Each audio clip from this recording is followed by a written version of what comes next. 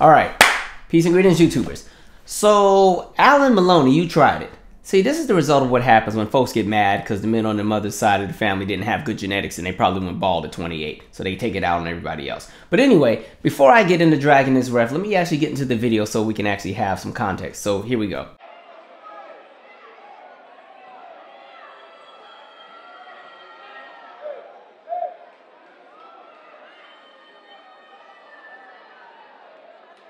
So what you're seeing is this. There's a young student named Andrew Johnson who's on the wrestling team at a school in New Jersey.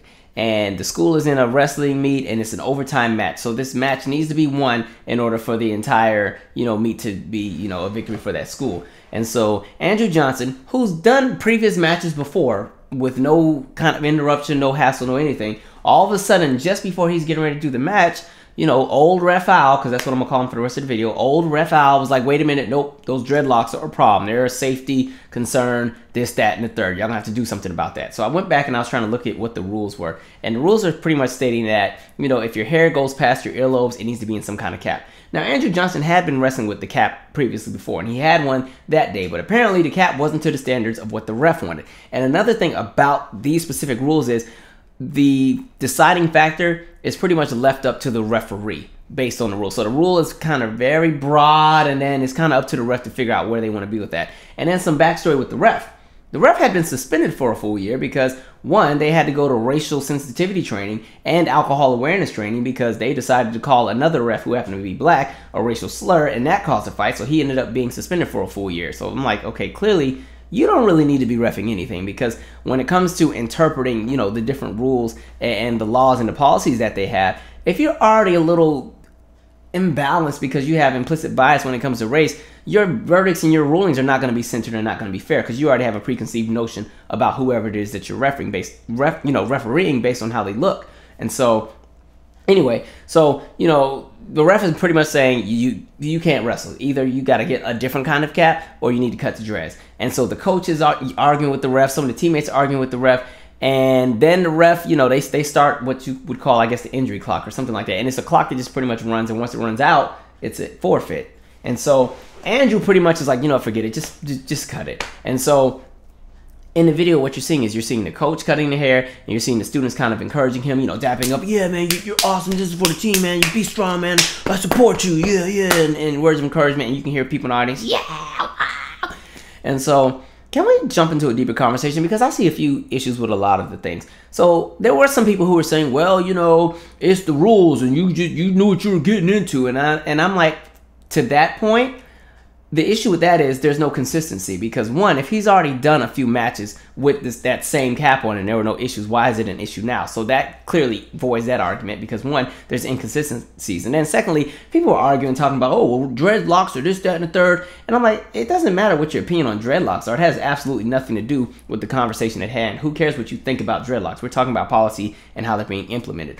So for me, this video opens up a deeper conversation, and this is a perfect illustration of just how race works in America, especially through microaggressions. So we're going to go on a little journey, and so bear with me. I know some of you guys get pissed off when I bring up race, but that's what we do here because we want to be transparent, and clearly this is how I see this issue. So we're going to talk about it through the way that I see it. And I mean, you can disagree, it is what it is, but I said what I said. So here's a perfect example. So you have, and by the way, the thing about racism too, people always just think it's the Klan and it's the lynching and the burning crosses, but there's so many elements and layers to how racism works, especially from a systematic standpoint. So we're going to illustrate that, because this story is the perfect example, especially from the ideas of microaggression. So you have the ref. And the ref has his own racial implicit bias just based on his own history, as far as him having to go to racial sensitivity training and as far as him being suspended for a full year. So you can't help but question and assume, not even assume, but question and pretty much feel that this man already has a certain viewpoint against, certain groups of people. And you have a black student. And on top of that, they're in a white space. Because can we be honest, for me, something like a wrestling meet is a very white space. And a white space doesn't mean it's just a space full of white people. It means that the entire culture, the entire ideology, the entire heart of that environment is kind of rooted through the lens of only one demographic of people. It may not always be inclusive to everybody else. Just like there's black spaces, there's, spaces for every group of people. But in this context, you have a black individual in a very white space. Now, this is how racism works. You have the ref who has his implicit bias, but he also has power because he's the ref. And so people can always have prejudicial thoughts, But prejudice doesn't really do much without power behind it. It turns into racism when there's power. So you have this ref who has his prejudicial thoughts, and we're only going on assumption based on what's happened in his past. And so he has these prejudicial thoughts and everything like that. But because he is a ref, he has the power to make those thoughts carry some weight. So because he is a ref and he feels some kind of way about this young individual having these dreadlocks, because we recognize that dreadlocks are usually pertinent to Black Americans. Dreadlocks are usually associated with Black Americans. Other groups of people sometimes do wear dreadlocks, if you would like to call them that. But everybody knows pretty much dreadlocks are associated with Black people. So automatically, let's just put 2 and 2 together and make the magnet stick. And so anyway, you know, now that he recognizes he's in a position of power, he doesn't want this young man to wrestle in the capacity that he's wrestling in based on how he looks, because how the young man looks does not fit the standard of what the ref believes should be the appropriate way to go and wrestle based on how he has interpreted the rules that were created. Now, the rules were created a certain way because, mind you, those rules weren't created for somebody with dreadlocks. It's just for anybody with long hair. So, you know, there's white kids that got long hair that are probably tied up in a ponytail, all kind of different hairstyles and everything like that. But on this specific day, he wanted to really hound the rules, really hound it. And so now he's going to enforce it.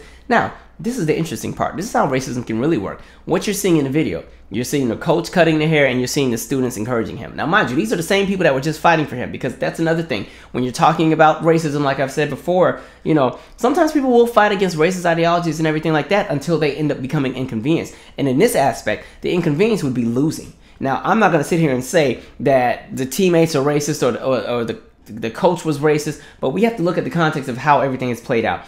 You have somebody, you know, who's now implemented their power. And the funniest thing is, a lot of times people who are overtly racist, they're not even the ones doing the dirty work. They get somebody else to do it for them. So when you look back in the past, when you look at, you know, a lot of the marches during the civil rights era, or, you know, when they're integrating schools and everything like that, yeah, the mayor and the governor was pissed off that Black people were doing this and doing that.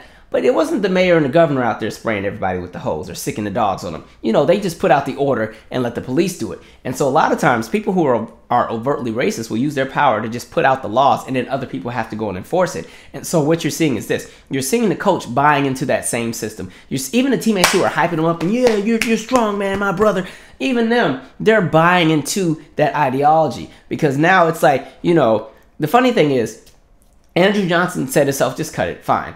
You know, if they were really all about justice for Andrew, they would have said, no, don't cut it. We know we'll take an L as a team, you know, but that's not going to happen. Why? Because all those teammates, listen, they want their scholarships and they want to win and everything else like that. And same thing for the coach. And so the minute Andrew was like, just cut it, you saw how fast they ran in there with them scissors. And just look at the video. Look at how old girl was cutting. She just cutting any old kind of way. Snip, snip, snip, snip, snip. So now he got to go wrestle looking like a Cabbage Patch doll. And the whole team is just so happy he went ahead and cut him so they can still win. And so, and it's a jacked up way of looking at things, because it's like, listen, you know, you have this young man who's probably been growing these dreads for years, because, you know, something like dreadlocks, it's a lifestyle. You got to constantly retwist them and do this, that, and the third. That's why I never got them. I just kind of like keeping the little curly thing going, because, you know, the dreads, it's a lot of work. But, you know, the fact that he's probably had to cut something that he's been growing for a year or 2 or 3 or 4 just for what, a 2 or 3 minute match. And so as far as the illustration of racism, you had the overtly racist person who had the ideology. Then they used the power to make that ideology come to fruition.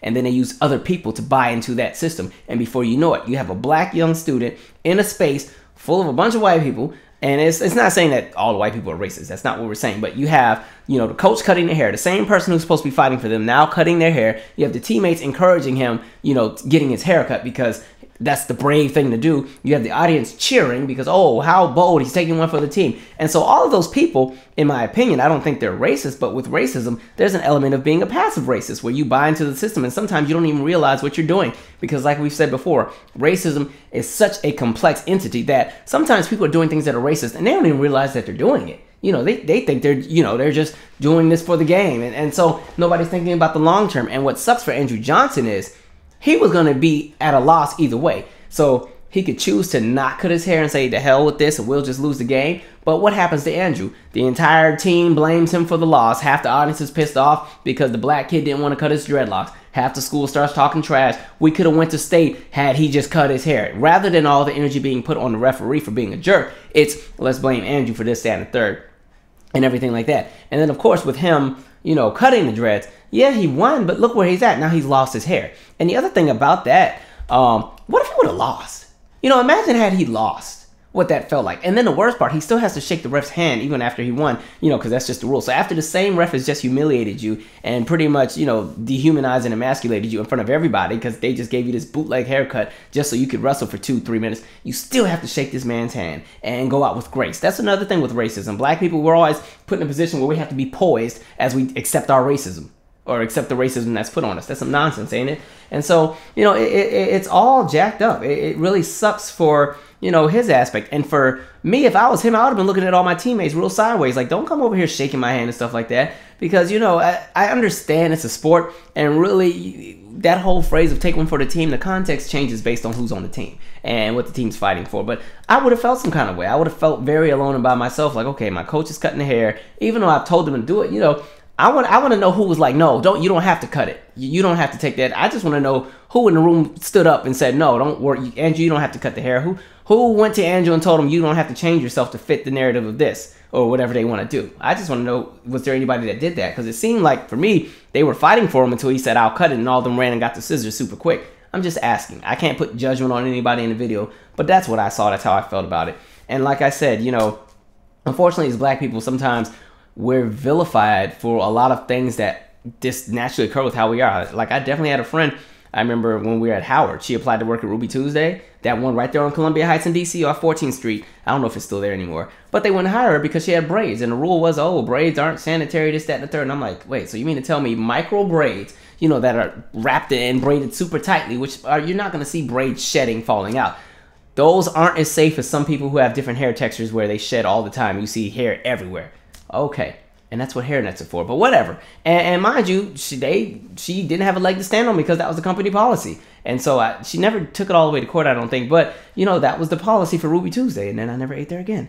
But, you know, and now they're losing business too. You see what happened? You see how karma works? Anyway, so share your 2 cents on this. You know, a lot of people have a lot of different viewpoints on it. I just think it sucks, especially with student athletes. So a lot of times they have to deal with so much and do so many things and jump through so many hurdles. And that's one element that I hate about the sports industry, especially when it comes to those who are trying to be college athletes or try to get recruited. It's like you got to jump through so many hurdles and so many hoops, you know what I mean? And, you know, that idea of a white space. You know, being black in a white space, it can be a very frustrating thing. That's why so many black people in the workplace are frustrated in the office. You know, they're always told, oh, you don't look professional. I get told all the time, your hair is not professional. And I'm like, I work in the after school realm at a community center with kids. Like, I don't need to be in a suit and tie. Why? Because I'm painting and we're doing dodgeball and we're cooking and we're doing homework and I'm doing all kind of other things. So I don't need to look like I'm at a corporate office to do my actual job. I need to be comfortable to do it effectively.